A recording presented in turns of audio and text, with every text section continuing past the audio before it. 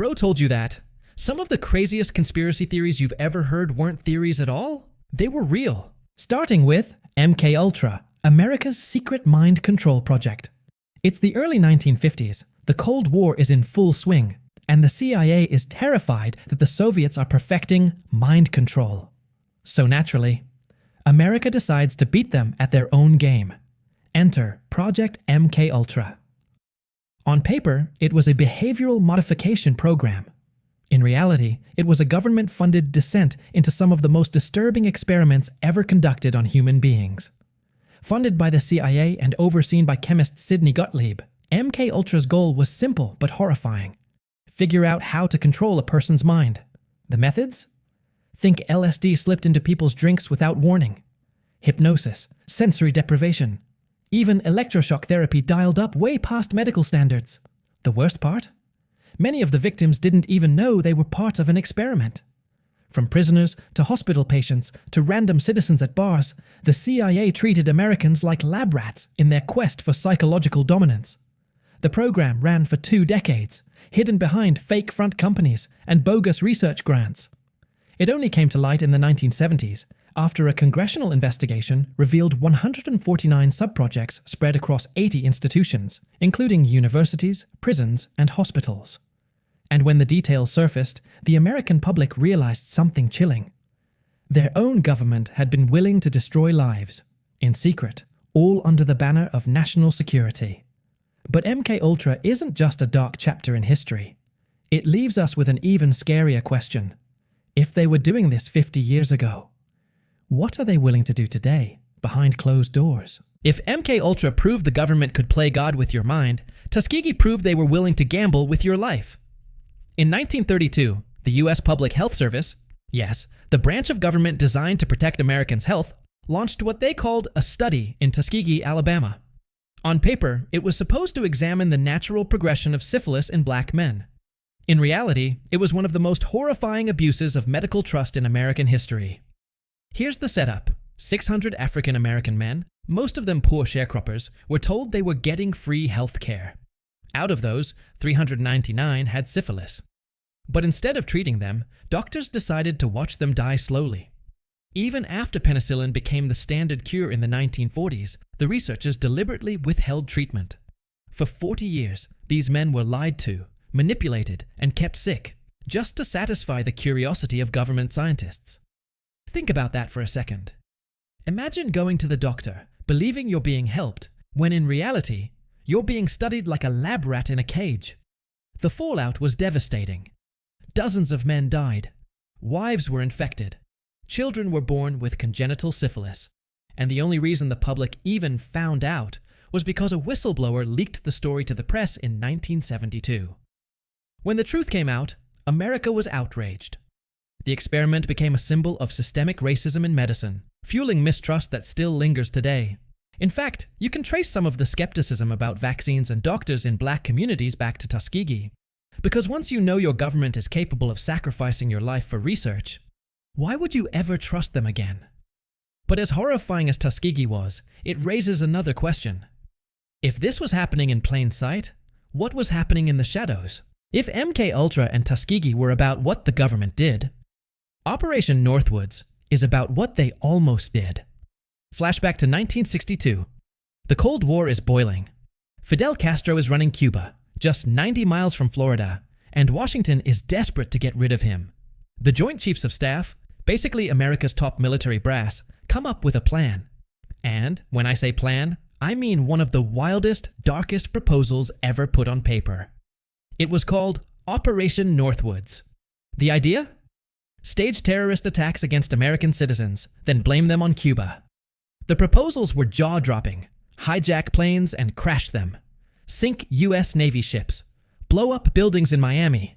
Even fake the deaths of college students. And all of it was designed to manufacture outrage, so the public would support a full-scale invasion of Cuba. Let that sink in. The U.S. military actually considered killing or terrorizing its own people. Just to justify a war. The only reason it didn't happen is because President John F. Kennedy rejected the plan. But the documents were declassified decades later, proving the conspiracy was very real. And here's the kicker. If Operation Northwoods had been approved, history as we know it might look completely different. We're talking about the potential spark for World War III. It makes you wonder, how many other what-if operations are still locked away in classified files? And how close have we come to being pawns in a game we don't even know is being played? Because if the government was willing to propose false flag terrorism in the 1960s, who's to say the playbook hasn't been dusted off since? By now, we've seen the government experiment with drugs, diseases, and war games. But what about ideas? What about movements that threaten the status quo? Enter COINTELPRO, short for Counterintelligence Program. From 1956 to 1971, the FBI secretly ran a massive operation designed to infiltrate, disrupt, and ultimately destroy groups they considered subversive. Who made the hit list? Practically anyone challenging the system. Civil rights activists, Black Panthers, anti-war protesters, feminist groups, even Martin Luther King Jr. himself. The tactics were ruthless. The FBI spread fake letters, planted informants, blackmailed leaders, and sowed paranoia within movements.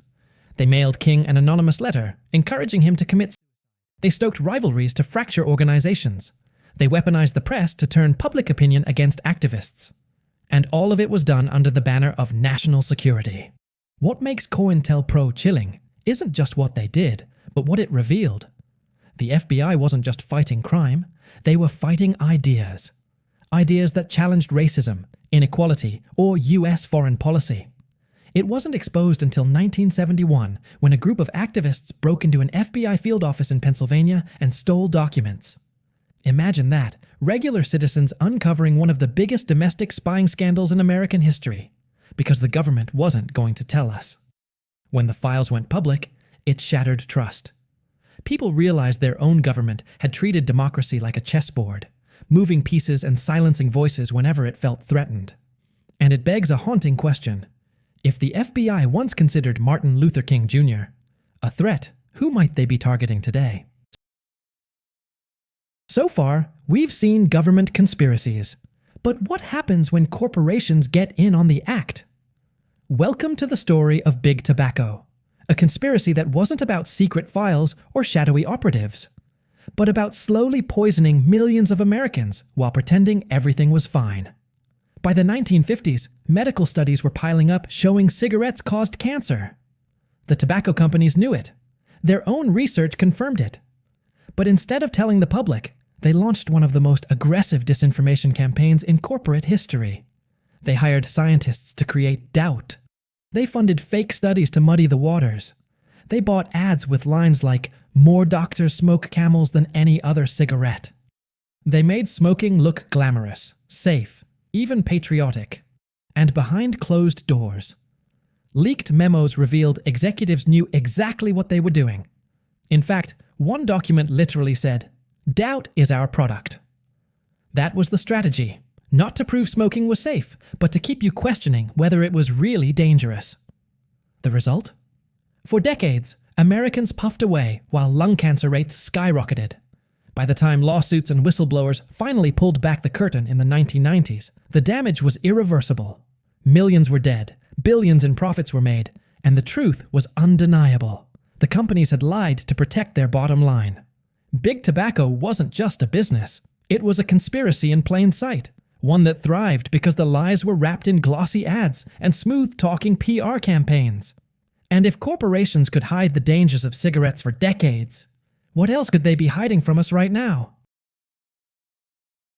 By the late 1960s, America was bleeding in Vietnam. Thousands of young men drafted, billions of dollars burned, and a country increasingly asking, why are we even there? The government's answer was always the same. We're winning. We're making progress. Victory is around the corner. But behind the curtain, a completely different story. In 1971, a former Defense Department analyst named Daniel Ellsberg leaked a 7,000-page classified study to the press. These documents became known as the Pentagon Papers, and they revealed a decades-long conspiracy of lies. The papers showed that multiple administrations, from Truman to Johnson, had consistently misled the American public about the war. They exaggerated victories, downplayed casualties, and secretly escalated US involvement while telling Americans the opposite. One memo even admitted, "We are in Vietnam to avoid a humiliating defeat. Not to spread democracy, not to stop communism, but simply to save face." The New York Times published the papers, sparking a legal battle with the Nixon administration, which tried to block the release. But the Supreme Court sided with the press, ruling that truth outweighed government secrecy. The fallout was massive. Public trust in government plummeted. The Pentagon Papers became a turning point in how Americans viewed authority, not as infallible leaders, but as liars willing to sacrifice young lives for politics. And it leaves us with a brutal realization. When the government says, "Trust us, we know what's best," history has shown that trust can come at the cost of thousands of lives. So the question is, if they lied about Vietnam, what other wars were sold to us with half-truths and cover-ups? If all the other conspiracies we've covered show secrecy in the shadows, Watergate is the one that finally exploded into the daylight. So big, it took down the President of the United States. It started small. June 17th, 1972. 5 men were caught breaking into the Democratic National Committee headquarters at the Watergate Hotel in Washington, D.C. At first, it looked like a simple burglary, but then threads started to unravel. The burglars were tied to Richard Nixon's re-election campaign. Investigators discovered they weren't just after papers. They were bugging phones, stealing strategy, and sabotaging political opponents. And when reporters from the Washington Post kept digging, they uncovered something far worse. The White House itself was orchestrating a cover-up. Slush funds, secret tapes, payoffs to keep people quiet. Nixon and his closest aides were caught red-handed trying to obstruct justice. The scandal consumed the nation. Televised hearings revealed just how deep the conspiracy went. And when the infamous White House tapes were released, recordings of Nixon himself plotting with aides to cover up the break-in, the game was over. In August 1974, Richard Nixon became the first U.S. president to resign. Watergate wasn't just a scandal, it was proof that even the most powerful man in America could get caught in a conspiracy of his own making. And yet, here's the unsettling part. Watergate didn't end political conspiracies. It just taught leaders to get better at hiding them. So what do we make of all this? MKUltra, Tuskegee, Operation Northwoods, COINTELPRO, Big Tobacco, the Pentagon Papers, Watergate. Each one sounded like a crazy theory, until the documents, the leaks, the whistleblowers proved otherwise. The pattern is clear. Power creates secrecy, and secrecy breeds conspiracy. And when people say, "That could never happen here," history answers back, "It already did." The next time you hear a wild conspiracy theory, maybe don't roll your eyes so quickly. Because if the past teaches us anything, it's that truth is often stranger and scarier than fiction. And the real question isn't whether conspiracies exist, it's which ones we still haven't uncovered. Because if history has taught us one thing, it's this: the people in power don't always tell the truth. And the truth doesn't always set you free.